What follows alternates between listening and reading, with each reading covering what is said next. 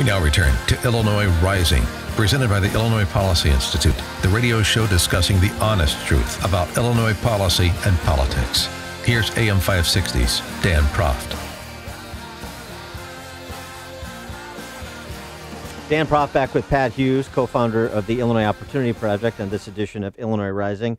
And Pat, the property tax issue is something we spend a lot of time on, both on this show as well as advocating our proposed statewide reform of a 1% hard cap on property taxes as a percentage of home value for residential homeowners in Illinois, similar to what Indiana has.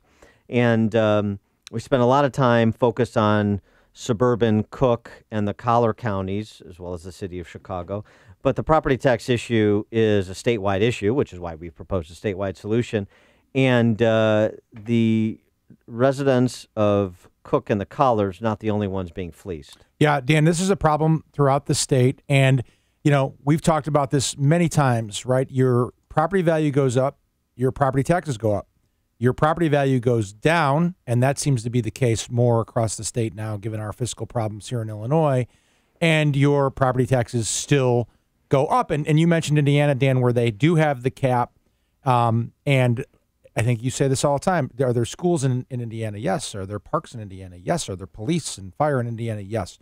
And this is a problem not just for the northern part of the state, but throughout the country or throughout the state. And people are starting to recognize it and fight back. Well, and particularly the portions of the state that are very near neighboring states, like, say, Coles County, which is a stone's throw from Indiana. And there's a particularly unique case in Mattoon Township and a group that has been formed called Concerned Taxpayers of Coles County, who are doing more than talking about reform. They filed a lawsuit with the county after their property taxes skyrocketed by up to 400%. 4x in 1 year. A class action lawsuit has been filed. For more on this topic, we're pleased to be joined by a representative from the aforesaid Concerned Taxpayers of Coles County. He is Rob Perry. Rob, thanks for joining us. Appreciate it. Good morning. Good morning. So give us the basis of your lawsuit and how it is or it came to be that property taxes were doubling and quadrupling in Coles County in 1 year. Well, it's quite a long story, and I don't think that I can cover it in the time we've got. But what it is, it's a violation of the 14th Amendment. Within our county, what they decided to do was to split the county into quadrants, which is legal through the Department of Revenue. They can do that. The problem was that they picked on just one particular part of the township, just one township out of 4 or 5, and decided that this year we ought to be paying higher taxes. Well, that's in direct violation of the 14th Amendment. Equality is what it is with the taxing situation. Equality is what it is, and that's what we've got to go by. So they've actually violated the 14th Amendment. And so you're a resident of Mattoon Township, which is the portion of the county in question. And what was the basis, though, that they offered for the increase to that level? It's one thing to say your property taxes are going to go up. It's another thing to say they're going to go up 4x. Here's the problem. We went through here in the county, we went through like 3 different assessors over a period of 8 to 10 years.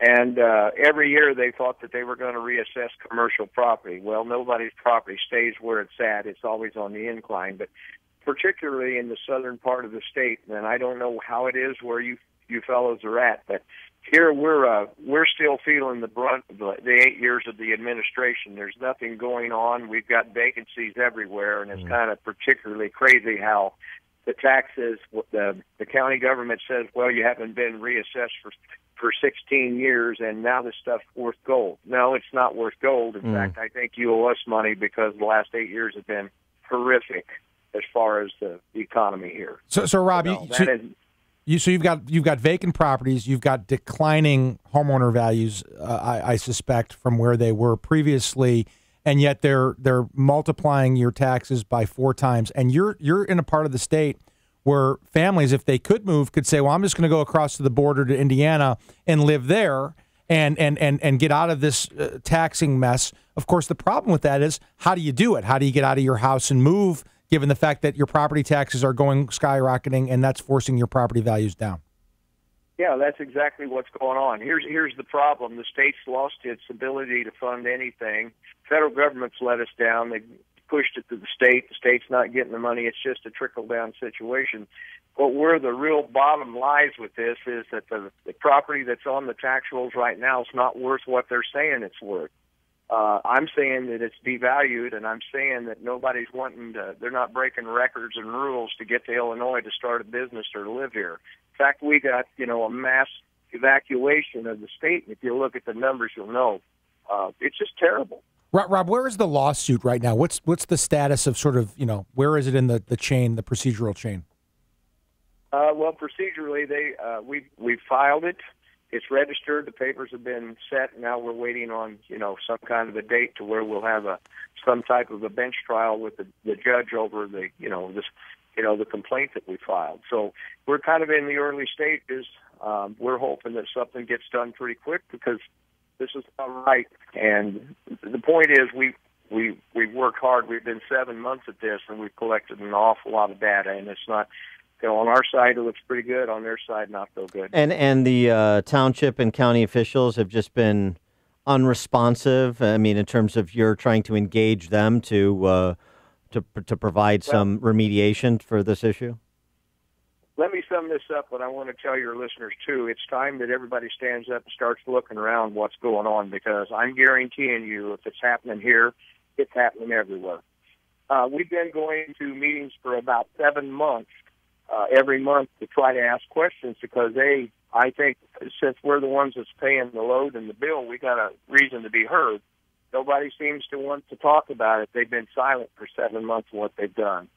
And the worst part of it is I don't think they have a good, honest answer to tell us why.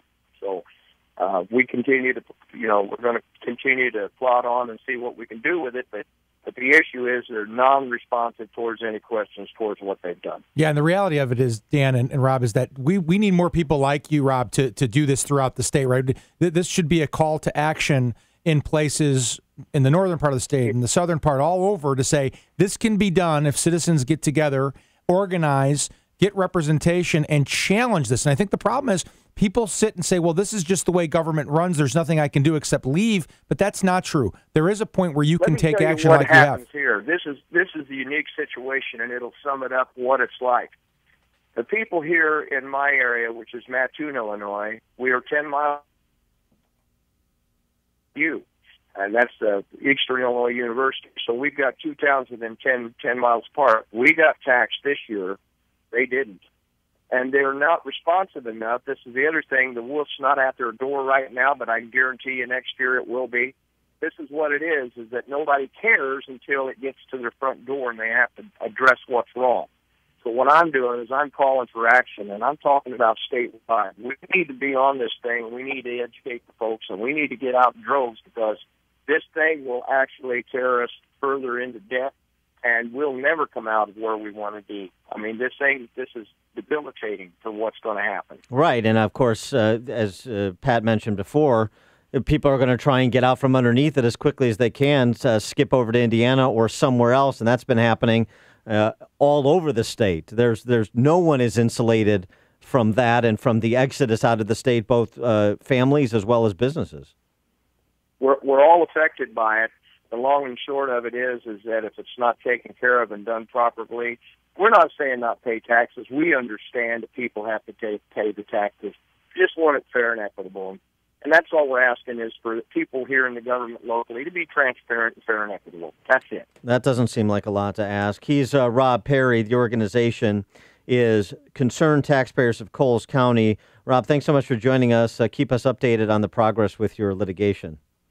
That's correct. And if anybody needs help out there, you can contact us because we're on the YouTube and we're also on Facebook. So anybody else with similar problems, come on ahead. We'd love to talk to you. Thanks very much, Rob. Appreciate your time. That's, again, Concerned Taxpayers of Coles County is the organization. And I don't have a Coles County number in front of me, but I have Crawford County, which is right next door.